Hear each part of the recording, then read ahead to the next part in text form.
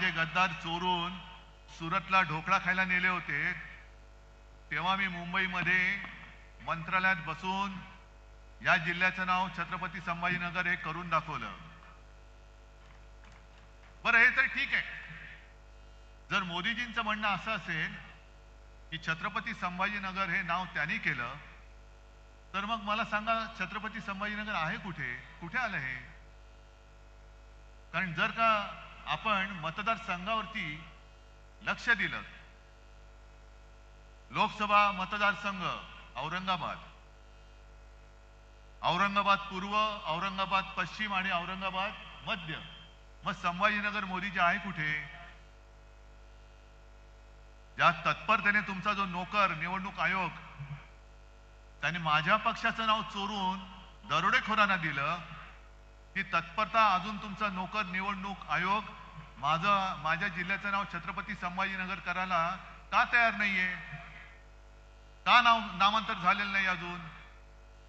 म्हणजे तुम्ही केलेलंच नाही आहात, अजूनही मतपत्रिकेवरती किंवा मतदारसंघाच्या यादीत ज्याचं नाव औरंगाबाद आहे, मग मोदीजी तुम्ही आज नेमकं कुठे येऊन गेलात? औरंगाबाद पूर्व मध्ये आला होतात की संभाजीनगर पूर्व मध्ये आला होतात? पट्टे तुम्हाला?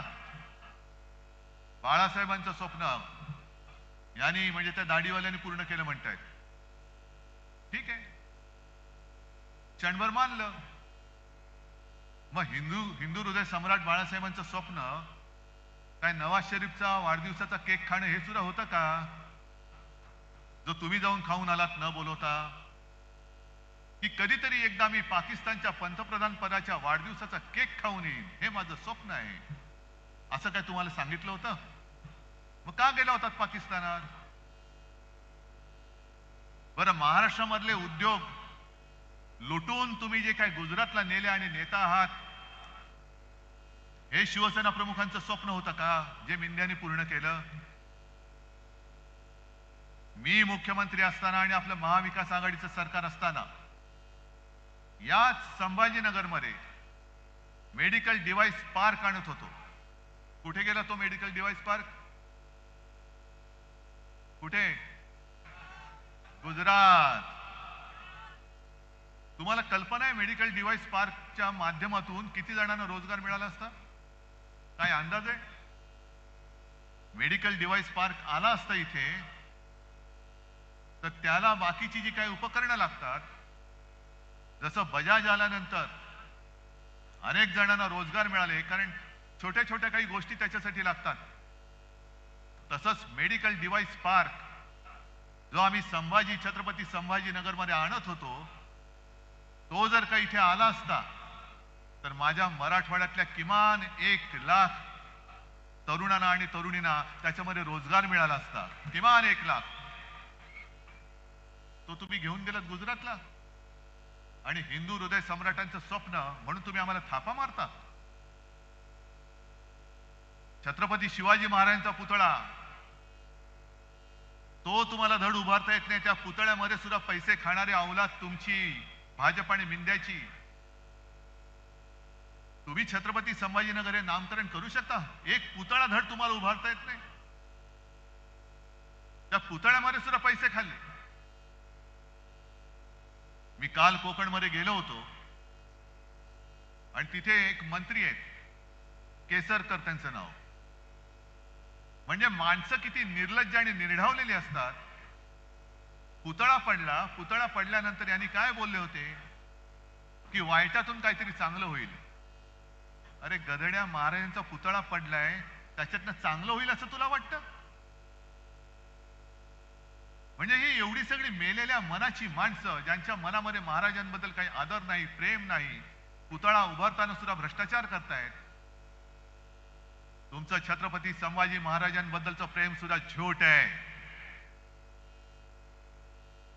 मग आमच्याच काळामध्ये आम्ही इथल्या चिकलठाणा विमानतळाचं नामकरण जे केलं होतं, छत्रपती संभाजी महाराज चिकलठाणा विमानतळ, ते अजून का केलं नाही मोदीजी तुम्ही? काल मी गोव्याला गेलो होतो, गोव्याच्या विमानतळाचं नाव मनोहर पर्रीकरांचं केलं, अयोध्येचं तुम्ही केलं. आणखीन कुठे गेली असतील. पण अजून देखील आता 5 वर्ष झाली तो ठराव मंजूर करून झाला, का माझ्या या विमानतळाचं नाव छत्रपती संभाजी महाराज विमानतळ करत नाही? तुम्ही सांगा ना आम्हाला.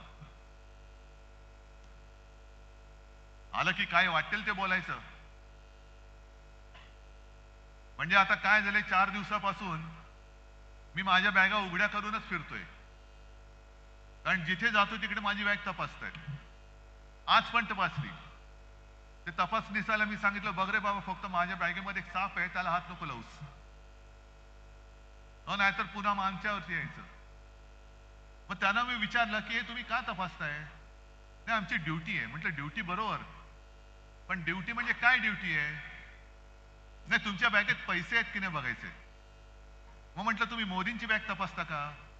म्हटलं काय साहेब सांगायचं तुम्हाला, त्यांच्या बॅगेमध्ये नुसत्या थापा असतात, नुसत्याच थापा. 15 लाख रुपये देणार, शेतकऱ्याचं उत्पन्न दुप्पट करणार, 2 कोटी लोकांना रोजगार देणार, अच्छे दिन आएंगे,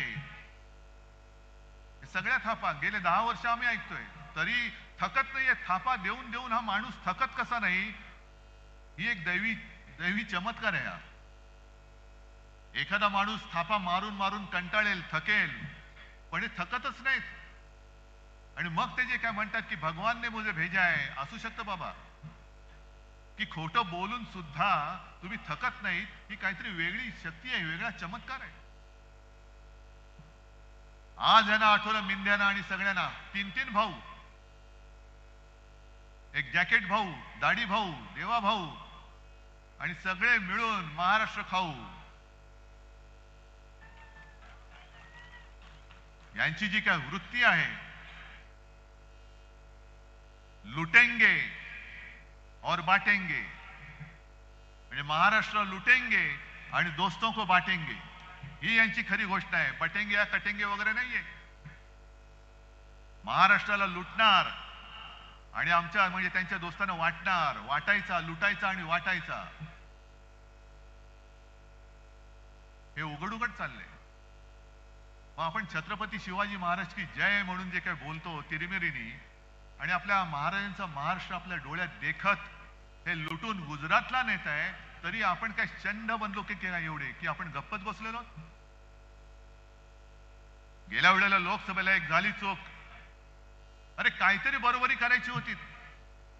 चंद्रकांत खैरेंसारखा माणूस जो मला आठवते कित्येक वर्षापासून आपली सेवा करतोय, निष्ठेने राहिला,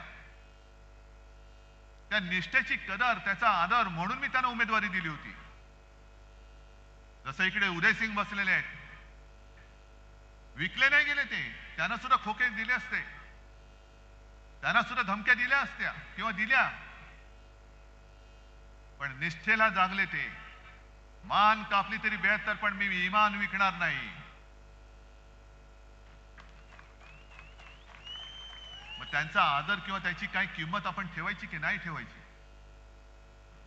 कोणी तुम्ही मोठा केलेला माणूस खोके घेतो, तिकडे जातो, दारूची दुकानं काढतो, आणि आपण त्याला निवडून देतो. मला नाही पटलंय, खरंच नाही पटलंय.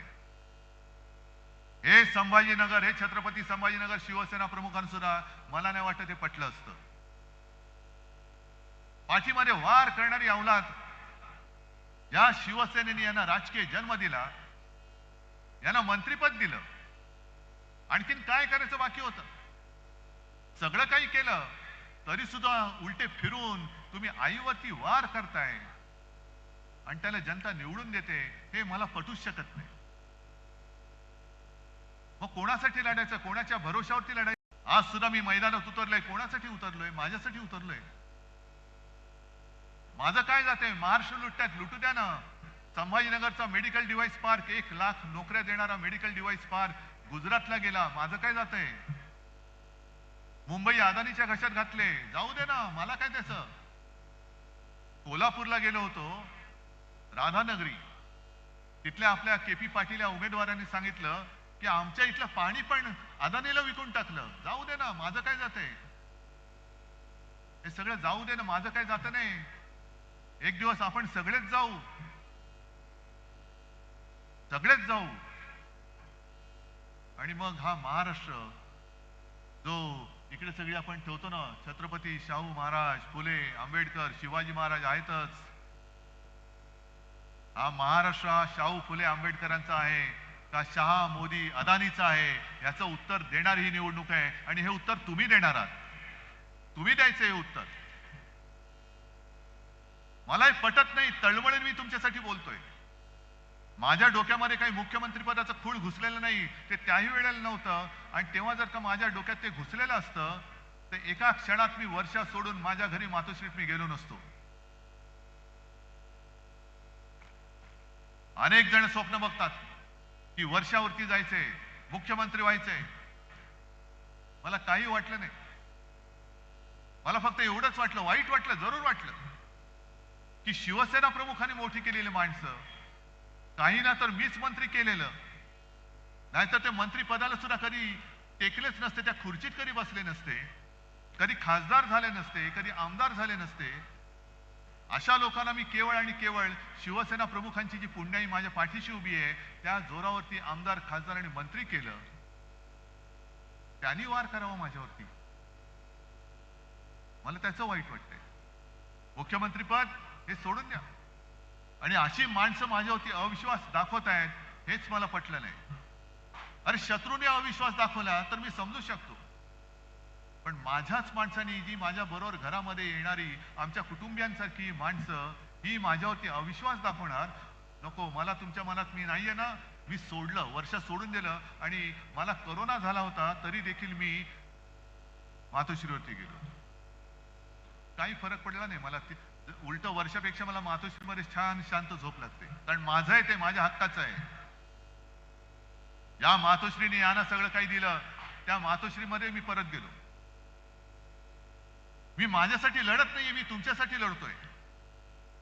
अनेक गोष्टी मी या वचननामा घेऊनच फिरतोय. आणि त्याच्यावरती मी लिहिलंय, हे जे लिहिलंय हे असंच ठेवू का बदलू, हे तुम्ही सांगायचंय. मी या कव्हरवरती लिहिलंय कुटुंब प्रमुखाचा वचननामा. हे तुम्हाला मान्य आहे की नाही? कारण कोरोनाच्या काळामध्ये जे तुम्ही सहकार्य केलं, म्हणून आणि म्हणून महाराष्ट्र वाचला. त्या सगळ्या काळामध्ये देशभरामध्ये आपला महाराष्ट्र कोरोना काळात जनतेची काळजी घेणारा नंबर 1 होता. मुख्यमंत्री म्हणून माझं नाव जरूर यायचं. जगात कौतुक झालं, पण हे कौतुक माझं नव्हतं, हे कौतुक तुमचं होतं.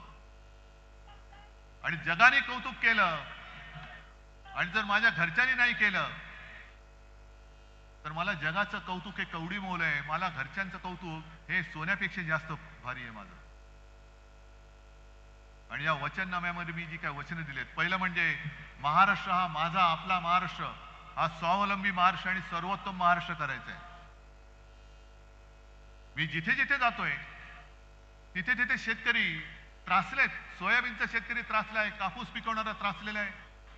सोयाबीनला भाव नाही, कापसाला भाव नाही, गद्दाराला भाव आहे 50 खोके, पण सोयाबीनला भाव नाही. मी मराठवाड्यातल्या, विदर्भातल्या आणि महाराष्ट्रातल्या सर्व सोयाबीन पिकवणाऱ्या शेतकऱ्यांना आज सांगतोय की अजिबात तुम्ही निराश होऊ नका, घाई गडबड करू नका. पडलेल्या भावामध्ये सोयाबीन विकू नका. आपलं सरकार येतंय, आपलं सरकार आणा. मी तुम्हाला हमी भाव देतो. जो त्यावेळेला 6,000 दिला होता त्याही पेक्षा जास्त देण्याचं वचन मी तुम्हाला देतोय. पण तसं तरी काहीतरी सोयाबीन विकून टाकायचं. 3,000 विकतोय, 2,000 विकतोय. मग आपलं सरकार आल्यानंतर सगळे व्यापारी तुमच्याकडनं 3,000 घेतलेलं सोयाबीन हे सरकारला 6-7,000 विकतील. त्याच्यामुळे जरा थांबा, घाई गडबड करू नका. पहिले सरकार आणा, मी घेतो हमी तुमची. आणायलाच लागेल तुम्हाला. आणि हे मी करून दाखवले. 2 लाखापर्यंत पीक कर्ज मुक्त मी केलं होतं की नव्हतं? आणि या गद्दारांनी गद्दारी